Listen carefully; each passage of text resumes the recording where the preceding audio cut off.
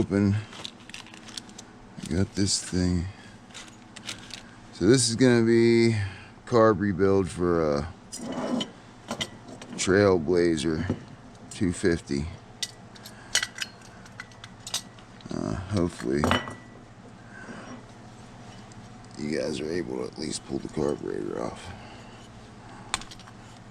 If you can't get the carburetor off the bike, then you shouldn't be doing a carb rebuild. But anyways,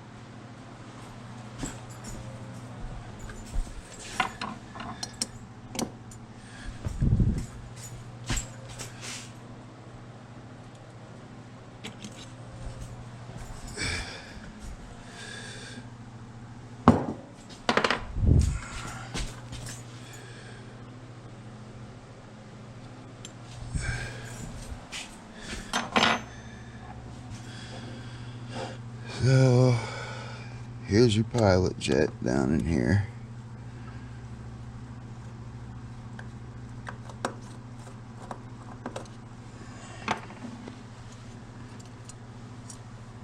This is your pilot jet right here. The hole in this thing is very tiny. This one's actually clear. Oh, I think we cleaned this carburetor recently. But we're going to put a rebuild kit in it anyhow. And that's your pilot jet. This is your main jet. It's a 6mm wrench.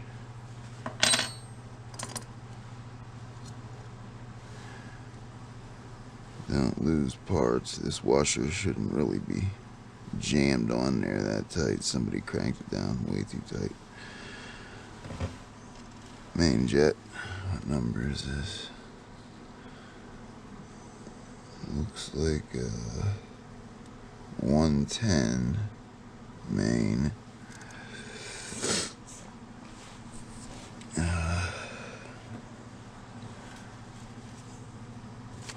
And to pop this pin out, you just take a pair of pliers like that.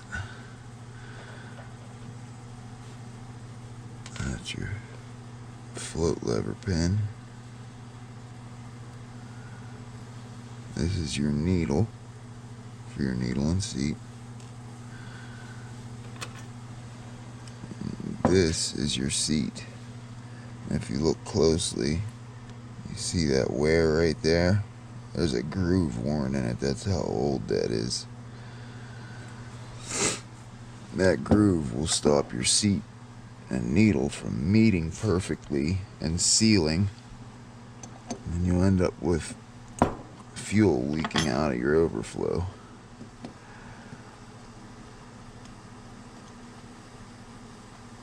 Or fuel leaking into your engine, which is not good. There's that, and then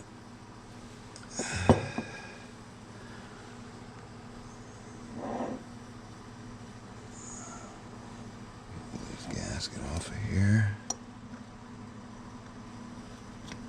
Be careful not to rip it and cause yourself even more grief trying to get all that stuff cleaned off because it ripped. There we go. And then in here is your emulsion tube, which isn't the easiest thing to get out sometimes, and you don't want to damage these threads right here. So sometimes if you put the jet in here, you can give it a light tap with something.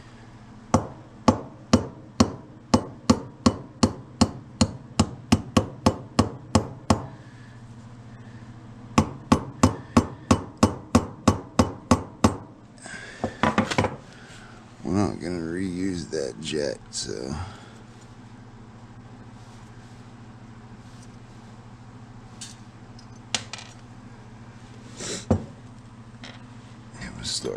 it was starting to hit on the detent pin right there, so we had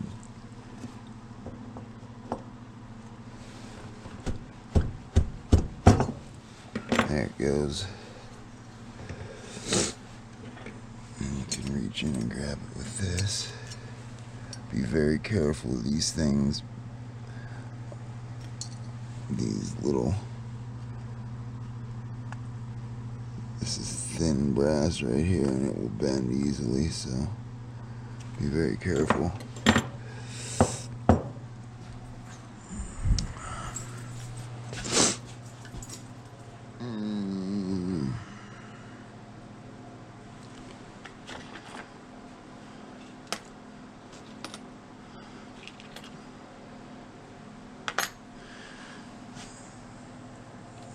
Something I can push that out with.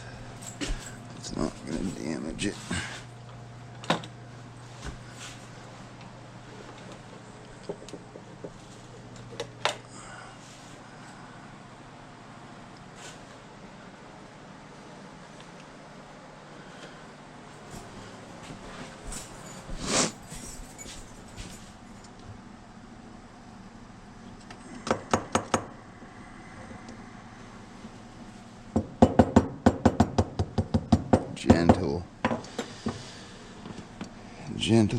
Gentle taps. There we go. Very gentle. There's your emulsion tube. And as you can see, it's a little dirty. The gas we have nowadays is just garbage. So the emulsion tube, air comes in here, and there's tiny holes inside the tube that goes down the center, and it helps draw the fuel and atomize it into the airstream that's going into the engine.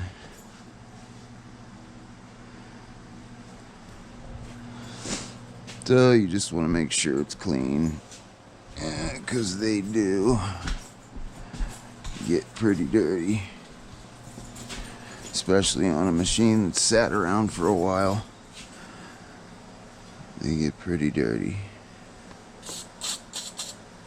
Just give her a good spray in there.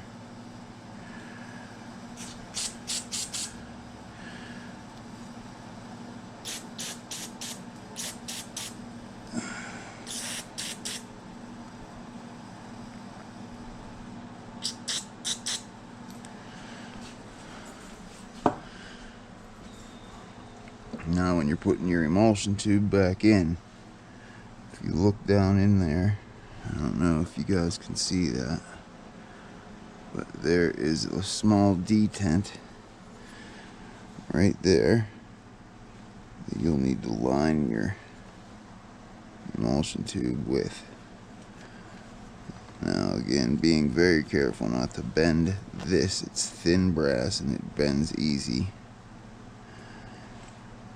You want to get your emulsion tube lined up.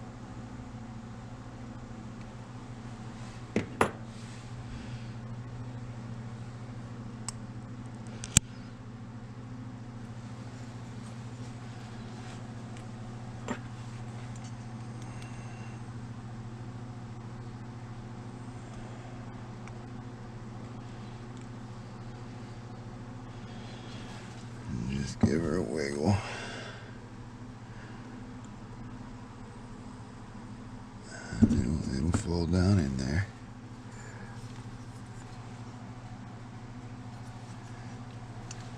Turn over, make sure your pin's lining up.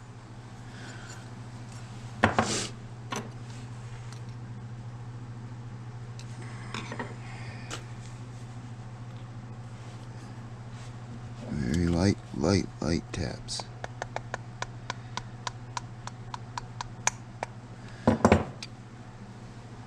And there she is, back in her happy spot. Now we're going to take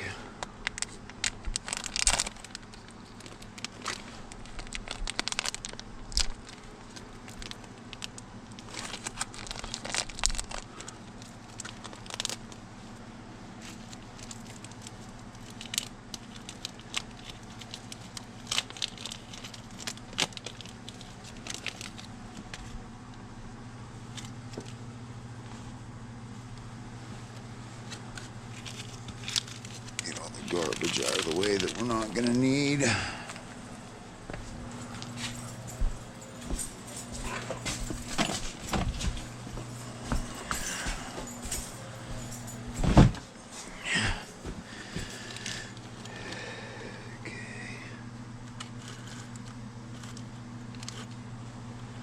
Looks like we're not supplied with a new washer. So you're going to want to clean this washer off really good.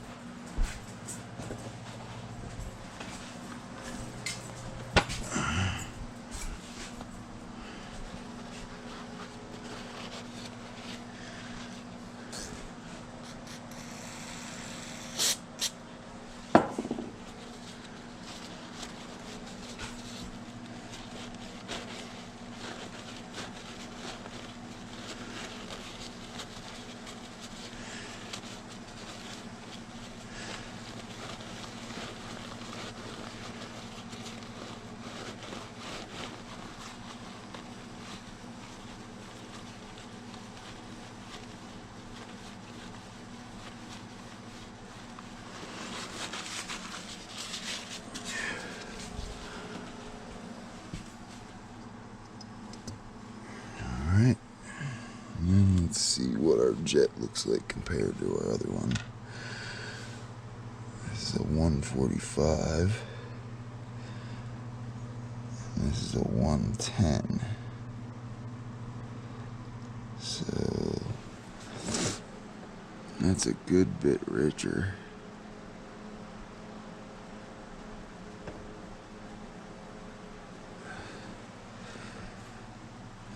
But she was running a little lean, so we'll give her a try.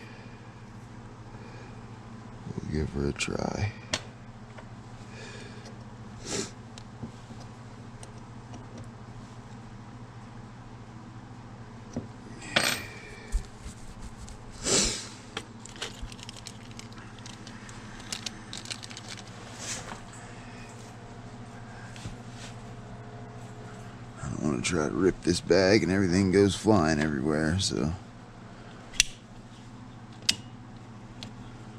got the trusty razor knife.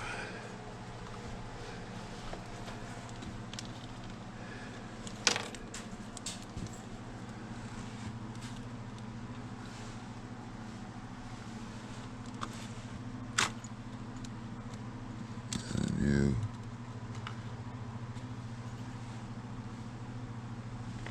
soft metal gasket. That's good. Let's just give this a squirt just to make sure.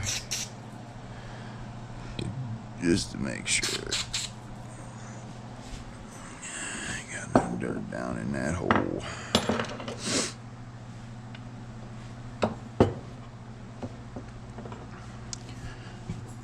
So, your soft metal gasket on your seat.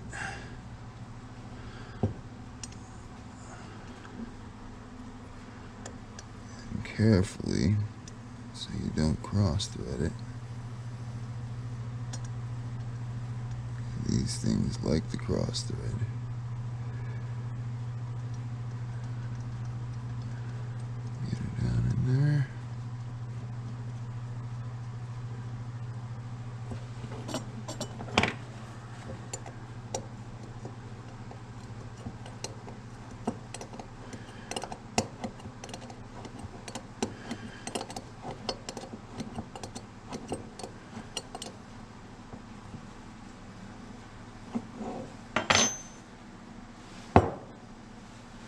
Alright.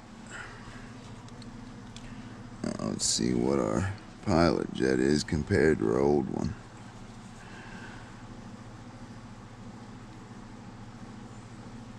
This is a number 40. The old one is not numbered.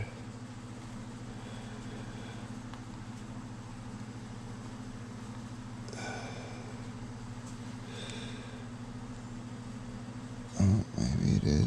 Maybe it is.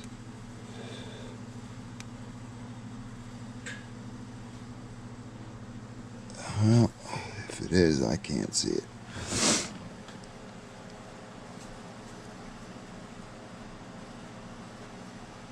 So it looks like almost identical. A lot of times you can't see the difference anyhow. It's just such a minute difference. You can't see it with the eye a lot of times. Just make sure that's clear one more time. Drop that in there.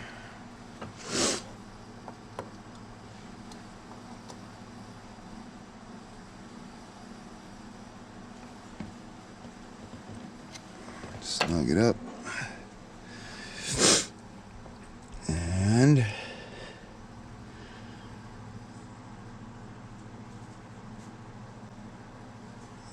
next, look at that idle screw, how far in that is. We're going to take that out.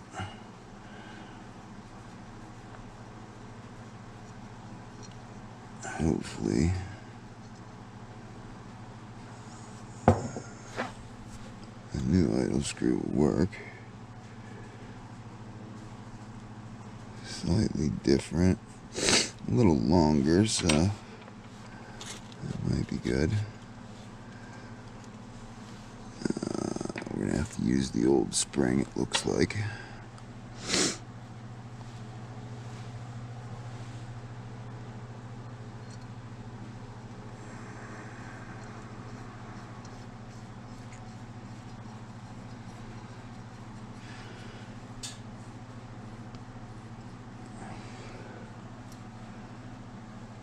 Well, now I'm starting to wonder if I should have used that one. Looks like it might be longer, but the taper's a little more or less abrupt. So I don't think that is going to work. Well, it's almost identical. Just that taper is not as abrupt. So we're going to go back to the old one.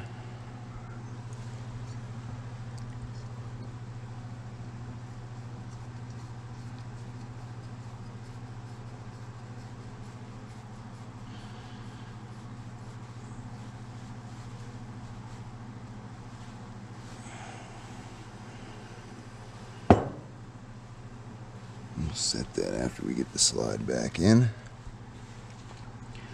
Now,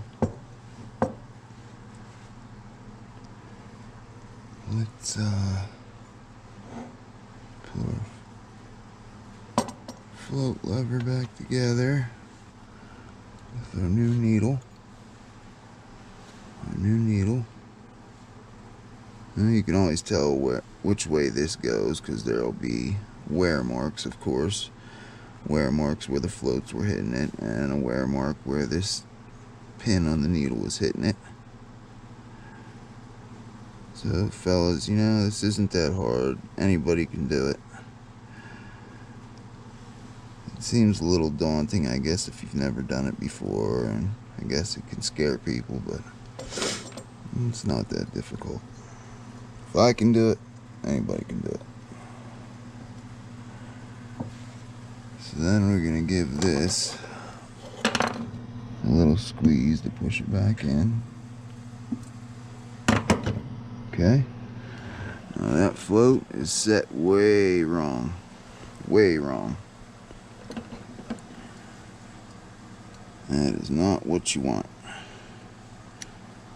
So you want to pick up on the float lever carefully.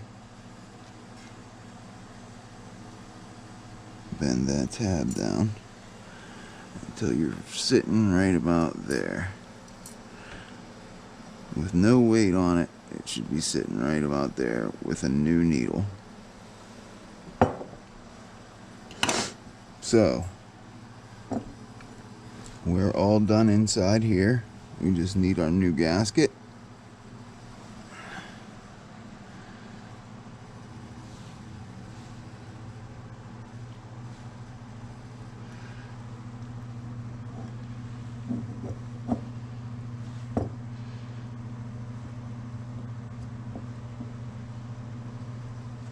Our new gasket. Make sure one more time that the bowl's clear. We already cleaned this out once, but we'll give it a spray anyhow just to make sure.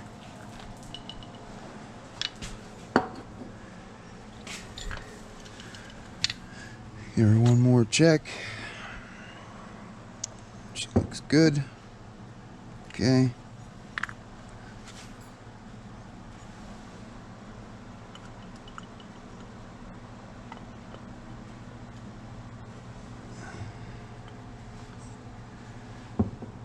Set her down on her.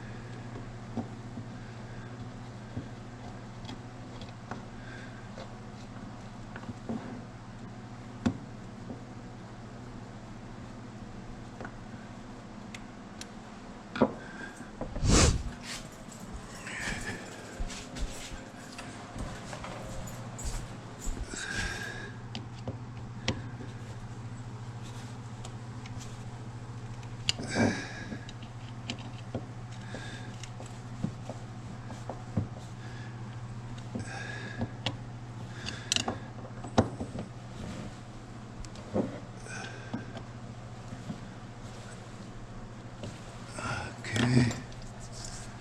Now, let's check our air fuel screw. Looks like they sent us a new one and a new spring there, so first, before you do anything, you want to see where it was before. So you want to turn it in and count the turns.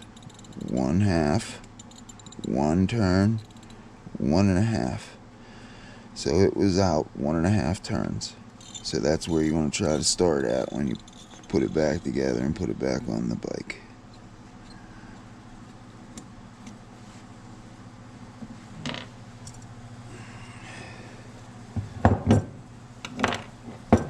So this is more of just an air screw.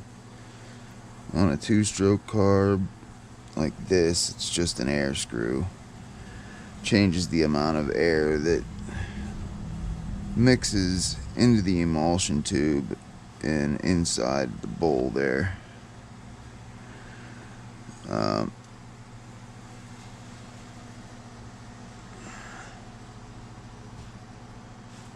Yeah, this is just an air screw. And on a 4-stroke carb, you have the air fuel screw. It's usually in the front of the carb right here. That one controls the amount of fuel that flows through the pilot jet circuit.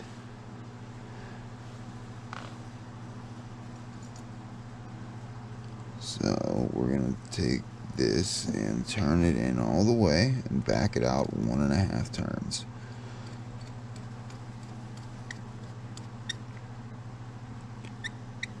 That's it.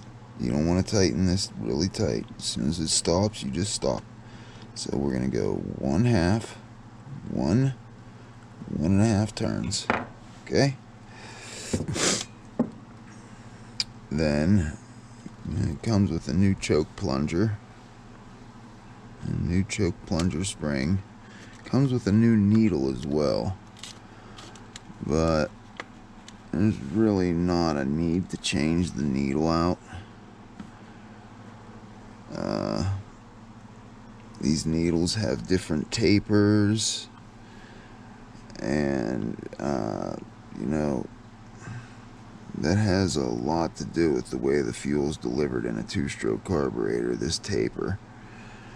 And I'll just show you. I don't know how much different this one is, but you can probably see right there the difference in that taper.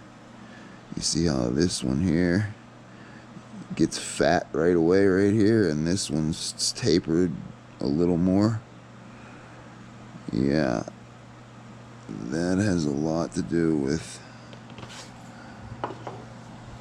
fuel delivery from half throttle up. So we'll run it with this one that's in it and see how it does, and if we need to change it, we'll change it. It's not that difficult to change. You just, you know, pull the slide cap off and change it out.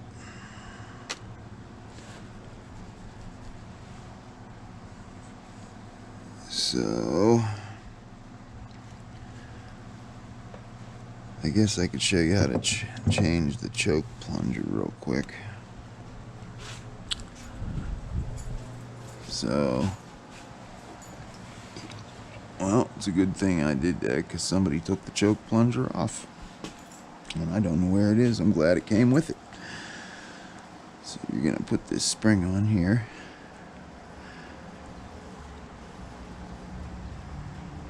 Hold that spring down. New plunger on, line the spring up, and there you go. It's on.